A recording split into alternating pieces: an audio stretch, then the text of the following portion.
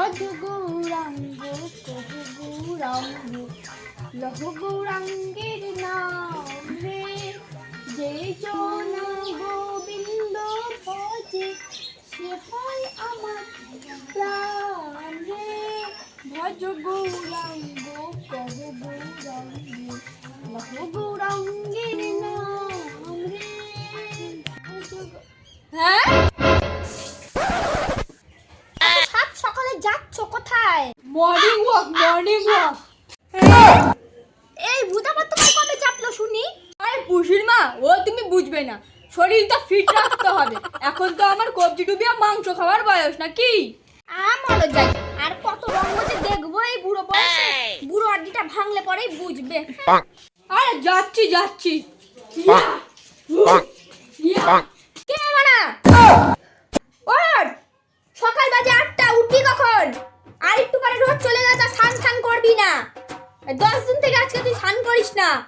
করছি তো মা, ভাল লাগে না ঠান্ডার মধ্যে।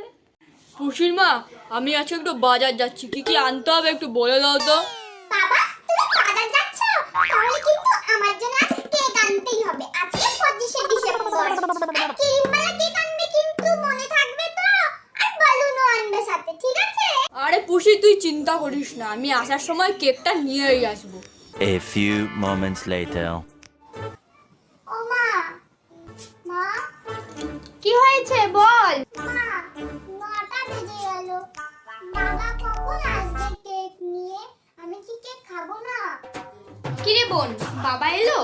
হ্যাঁ? কালিং বেলের সাথে? বাবা মানে কেক নিয়ে চলে এসেছে। তো পুষির মা, আমি বাজার থেকে চলে এসেছি। কই বাবা, আমি দেখি। আরে দাঁড়া, দিচ্ছি।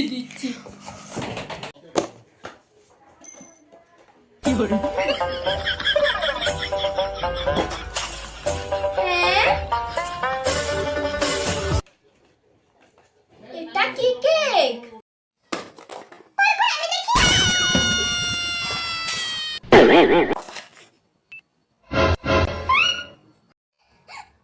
বাবা, কেকে কি কই? তুমি খেয়ে নিয়েছো? এমনটা করতে পারলে বাবা তুমি আমার সাথে? তাই তো বলি, মেজো পিসি আর দিদি কেন আমাকে রোজ বলে তোমরা কুড়িয়ে পেয়েছো। নিজের মেয়ে হলে তুমি এমনটা করতে পারতে বাবা। আচ্ছা বাবা, তুমি বলো তো তুমি কেকটা কোন দোকান থেকে নিয়ে এসেছো? আরে আমি তো কেক আনতেই যাচ্ছিলাম, রাস্তায় ভোলার সঙ্গে দেখা হয়ে গেল, ও আমাকে টেনে টুনে নিয়ে চলে গেল। আর আমার দোকানে একটা রেডিওটা খারাপ হয়ে গেছিল, একটু সারিয়ে দিলাম, তাই কেকটা আমাকে এমনি দিয়ে দিল। বলো বেকারি থেকে নিয়ে এসেছো? কেন বাবা, তুমি জানো না ওখানে 10 দিনের পুরনো কেক বিক্রি করে? তাই তো বলি, কেক থেকে তো পচা গন্ধ কেন করছে।